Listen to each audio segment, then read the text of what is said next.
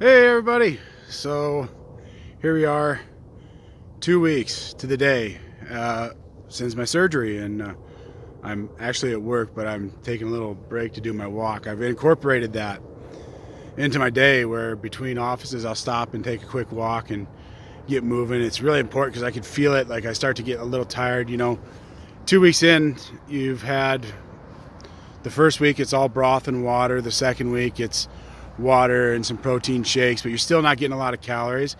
And it's strange because I found when I exercise a little bit, it gives me more energy. So you would think that because you're running low on calories, you don't want to exercise.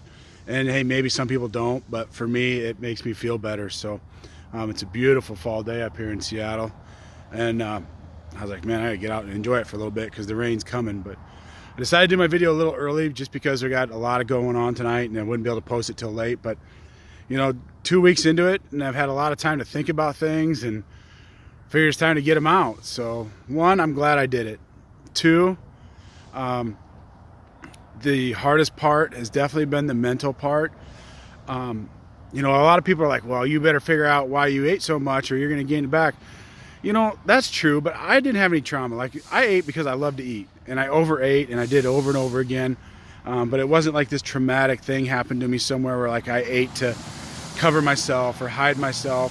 It's just I made bad choices, and I think it's easy to get into that, well, you got to figure out why you did it. I agree to that to a point, but I also think that sometimes you have to decide what you're going to do now, because it's not an option for me to overeat anymore. And, should I do what I'm supposed to, it will never be an option.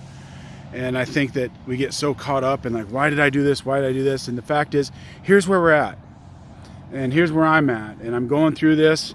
And I know that instead of thinking about what I can eat again, when I can eat, I'm thinking about how I'm going to eat. And there's a big difference between the two, between what you're going to eat and how you're going to eat. Because what you're going to eat is, you can do candy and pop and all this junk, or you can say, I'm going to continue this process that I'm learning. And I think it's important to really stick to the plan in these 2 weeks and reprogram your mind, because it'd be easy to just constantly think, I got to get this over with so I can get back to normal. And normal is what got me in trouble. And normal is what would get me in trouble again. So I can't live normal. I've got to have a new normal and a new excitement. I have a new look on things where, I was talking to Susie last night and I'm like, man, do you think we could try some of this stuff, like weird looking vegetables and things like that? And it's like, let's try this. What would happen if we really tried?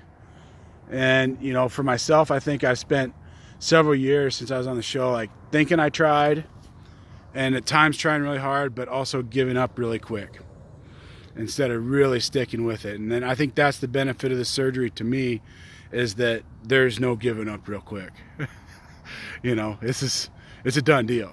It's we either move forward and get on track with a new lifestyle, or we be miserable and work our way back into the old one. I don't see that happening.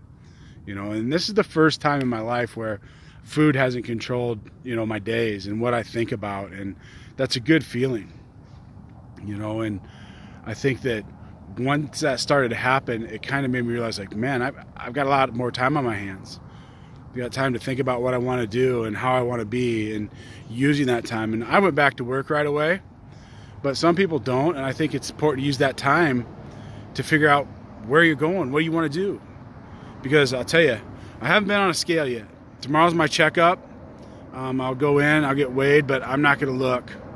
Susie will know and the doctors will know, but I'm not making about the scale. But I can tell you, I'm dropping clothes like craziness. We did take a picture. One of these days I'm going to figure out how to put pictures into these videos. But from the day of my surgery to week 1 to today, there's a noticeable difference in my body, the way it looks. And that's what I'm going off of. In fact, the pants I'm wearing right now probably going to get put in the giveaway bag tonight. It's happening that fast. But the cool thing is I don't even know what the number is. And now I'm looking at, hey, how is this fitting? Last night I threw a t-shirt on to just run an errand, and my gut wasn't hanging out the bottom. That's a victory. Those are victories. And I think sometimes it gets so easy, and I think I'm really happy that I decided to not do the scale and really focus on how things feel and how things fit. Because I've heard it for years, and I'm like, yeah, whatever. That doesn't do anything, but it really does. You know, when you put on a shirt that you know your gut used to hang out the bottom, and it doesn't, and you can actually wear it out in public without like putting a sweatshirt on or a coat over top, it feels pretty good. So I wish I had more to tell you, more wisdom or something like that, but the fact is, I'm 2 weeks out. I'm feeling good, and I'm excited for this journey, and I'm excited that you guys tune in and check this out, and you know, are watching. And by the way, I found out yesterday my mom watches this, so hi, Mom. Hey, have a great day, and we'll talk to you later.